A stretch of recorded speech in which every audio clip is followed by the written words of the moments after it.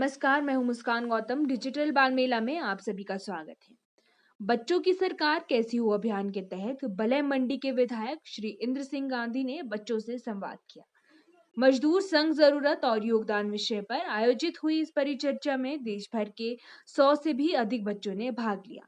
लगभग 2 घंटे चले इस संवाद सत्र में बच्चों ने अपने प्रश्न मुखरता से पूछे, जिसके जवाब भी मुख्य अतिथि ने बड़े ही रोचक तरीके से दिए। इस सत्र के शुरुआत में बच्चों ने जब विधायक जी से उनके राजनीतिक जीवन के बारे में पूछा, तो विधायक जी ने अपना राजनीतिक सफर बच्चों के साथ साझा किया। अपनी राजनीति के शुरुआती दौर को याद करते हुए श्री गांधी बोले, मैं एक निम्न वर्ग का आदमी था। मेरे माता पिता मजदूरी किया करते थे। अपनी मेहनत और जनता के प्यार तथा विश्वास की वजह से ही मैं आज मुख्य अतिथि के रूप में आपके सामने बैठा हूँ। कांगड़ा के ज्वालामुखी की दिव्यांशी शर्मा ने पूछा कि मजदूरों के लिए इतने संगठन होने के बावजूद भी हिमाचल प्रदेश के मजदूरों को अपने काम का पूरा दाम नहीं मिल रहा है। इस पर आप क्या कहना चाहते हैं? इस प्रश्न का उत्तर देते हुए श्री गांधी ने कहा कि इसमें मजदूरों की भी कहीं ना कहीं गलती है। मजदूर मजबूर हो जाते हैं और इसी वजह से वे लोग कम पैसे में काम करने को तैयार हो जाते हैं, जो कि नहीं होना चाहिए। इसके साथ ही सरकार को भी मजदूरों की दिहाड़ी को बढ़ाना चाहिए ताकि वे अपना घर आसानी से चला सके।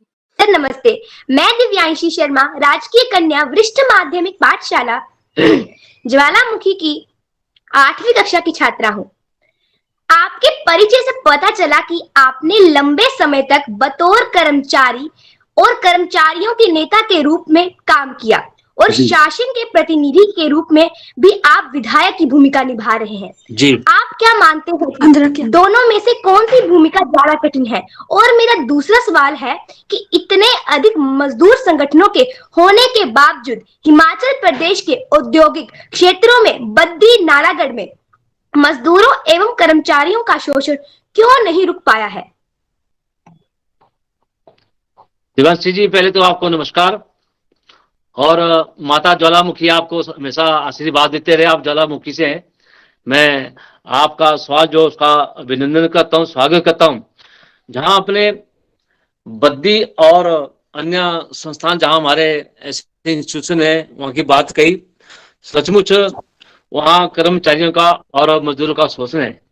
लेकिन हमारी अपनी भी गलतियां हो करती है। हम मजबूर होने के नाते छोटे से दाम पर जो हम काम करते हैं, लेकिन जहां सरकार की बात आती है, मैंने पहले भी कहा, जहां सरकार की बात है हम सरकार से लड़ नहीं पाते हैं। मैं इसीलिए विधानसभा पहुंचा था कि मैं कर्मचारियों की और मजदूरों की समस्या रखूं, और लगभग मैंने 13 दिन जो पैदल यात्रा जो कर्मचारियों और मजदूरों के लिए जो है मंडी से लेकर शिमला के लिए की है, ताकि अच्छा दाम कर्मचारी को मिले, अधिकारी को मिले और मजदूर को मिले।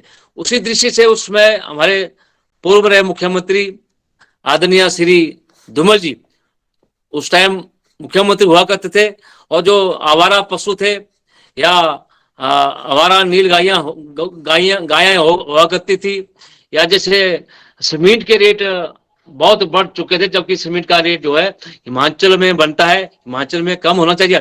उस दृष्टि से मैं एक पद यात्रा की थी और उसका सुझाव मुझे अच्छे तरीके से माननीय जो हमारे पूर्व रहे धूमल सरकार ने दिया था, और उसके बाद हमारे सीमेंट के रेट भी कम हुए थे और मजदूरों की दिहाड़ी भी बढ़ी थी और हमारे कर्मचारियों का भी शोषण कम हुआ था। लेकिन इस दृष्टि से हम सबको एक साथ जुट साथ चलना पड़ेगा ताकि इन कर्मचारियों का, मजदूरों का शोषण कम हो। ये मेरा आपसे भी निवेदन है कि बार बार इस क्वेश्चन को आप संसद में उठाएं। मेरे साथ तो आप विधायक के रूप में बात कर रहे हैं, लेकिन मैं भी एक सेवक होने के नाते मैं भी अपने संसद में या अपने विधानसभा में इस बात को उठाऊंगा कि कर्मचारियों का शोषण रोका जाए, किस तरह रोका जाए, क्योंकि एक ही व्यक्ति है जो कर्मचारी, मजदूर या अन्य जो लोग गरीब लोग हैं उनका शोषण रोकने के लिए नरेंद्र मोदी ही आगे आ सकता है, ये मेरा कहना है। और आपने सच्ची बात कही कि ये शोषण जो नहीं रुक पा रहा है, मैंने भी संघर्ष किया और मैंने भी प्रयास किया कि एक कर्मचारी का नेता होने के नाते मजदूरों का नेता होने के नाते मैंने प्रयास किया, लेकिन उतना प्रयास नहीं कर पाया जितना होना चाहिए था। फिर भी मैं आज लगा हूं और आज भी लड़ाई लड़ता हूं मजदूरों के लिए और कर्मचारियों के लिए, क्योंकि मैंने कर्मचारियों का दर्द समझा हुआ है, मजदूरों का दर्द समझा। इस दृष्टि से मैं आपसे ही बात कर रहा हूं। आपने बड़े अच्छा सवाल किया कि आपने निम्न स्तर के व्यक्ति को ऊपर कैसे उठाना है। ये मेरा भी लक्ष्य है और आपका भी ये लक्ष्य होना चाहिए, तभी राजनीति सच्चाई से चलती है, सच्चाई की हमेशा जीत होती है। मेरा आपसे निवेदन है। इस संवाद सत्र में राजस्थान के अजमेर से जुड़े अच्युतम तिवारी ने बाल मजदूरी को रोकने में भारत सरकार की विफलता का मुद्दा उठाया। इस प्रश्न का जवाब देते हुए मुख्य अतिथि ने कहा कि केंद्र सरकार निरंतर इस विषय पर काम कर रही है। साथ ही हिमाचल प्रदेश में हो रहे बाल श्रम को रोकने के लिए उन्होंने इस मुद्दे को विधानसभा में भी उठाने का आश्वासन दिया है। मेरा नाम अच्युतम तिवारी है। मैं कक्षा 8वीं का छात्र हूं और मैं आपसे राजस्थान अजमेर से संवाद कर रहा हूं। स्वागत सर है। मेरा आपसे सर नमस्ते सर, मेरा आपसे यही प्रश्न है कि जो बाल मजदूरी होती है, बाल श्रम होता है, उस पर जो आज तक के मतलब जो रोकने के लिए छापे पड़ चुके हैं आईडी के, या फिर अपन मान सकते हैं कि पुलिस वहां पे जाती है कई होटलों में, रेस्टोरेंट्स में, या फिर मजदूरी ही देख लेते हैं, वहीं पे कई बच्चे जो है वो काम कर रहे हैं, लेकिन भारत सरकार इसको अभी तक पूरी तरह से रोक नहीं पाई है। सर इसका क्या कारण है? और सर मेरा आपसे एक और प्रश्न है कि सर अभी जैसे कि पहले ये होता था कि बहुत सारे काम जो है वो जेसीबी के बिना, सर आपने सुना होगा दशरथ मांझी पहाड़ से ऊंचा आदमी, उस समय जो है कई लोगों ने उनकी मदद भी करी थी, लेकिन आजकल के जमाने में केवल एक जेसीबी ट्रैक्टर से ये कुछ ही माह का काम रह गया है, या कुछ ही दिनों का भी मान सकते हैं। तो सर आपको नहीं लगता कि इस मशीनी युग से कई लोगों के हाथ कट गए हैं, यानी कि उनका काम छूट गया है और उनको अच्छे से अपनी सैलरी नहीं मिलती है, वो जो है वो अपने घर का पालन पोषण नहीं कर पाते हैं, बच्चों को खिला नहीं पाते हैं। आपका क्या मानना है? धन्यवाद। धन्यवाद। आपने तिवारी जी बहुत अच्छी बात कही कि जो बाल रोजगार है, उस बाल रोजगार को जो छोटे बच्चे हैं उनका शोषण किया जाता है। और सचमुच इस देश में जब भूखमरी चली तो आज भी वो इस समय है, लेकिन नरेंद्र मोदी जो हमारे देश के प्रधानमंत्री हैं, उन्होंने प्रयास किया जो बाल मजदूरी करते हैं उनका शोषण कैसे रोका जाए। लेकिन कुछ लोगों की अपनी मजबूरी भी होती है, किसी के माँ बाप या मृत्यु हो जाती है, या किसी कारण वो काम नहीं कर पाते, अपंग होते हैं।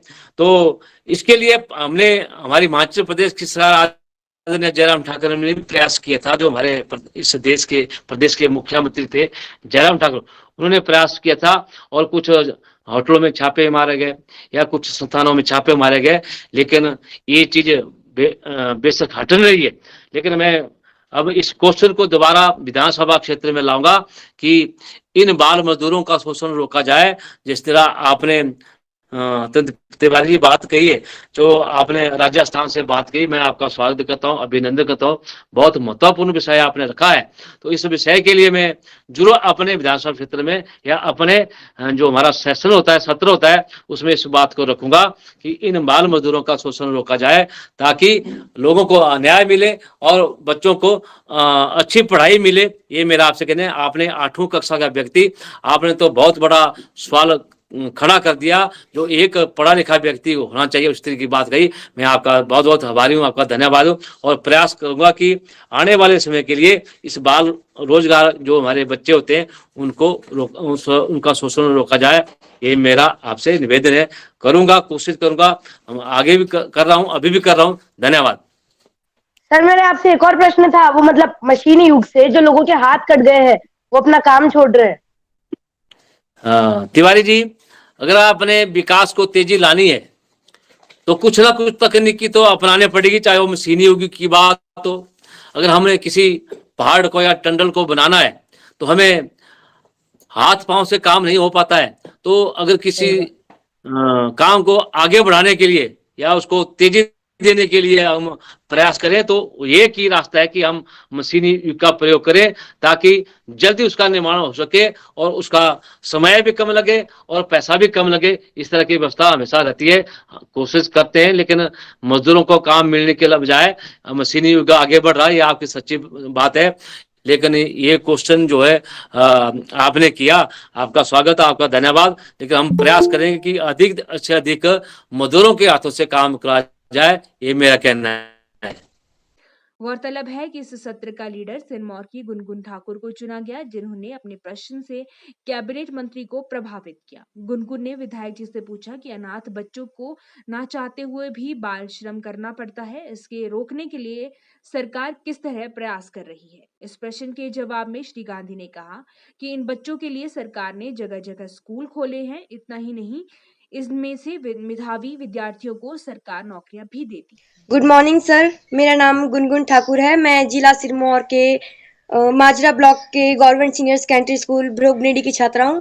मैं +2 क्लास में पढ़ती हूँ और मेरा आपसे यही प्रश्न है कि जो बच्चे अपने मतलब घर जिनके माता पिता इस दुनिया में नहीं है और जैसे उन बच्चों को मजदूरी के लिए बाहर जाना पड़ता है, क्योंकि पढ़ाई से पहले तो पेट भरना ही आता है, तो उन बच्चों के लिए मतलब सरकार क्या कदम उठा रही है, इस बारे में आपकी क्या राय है?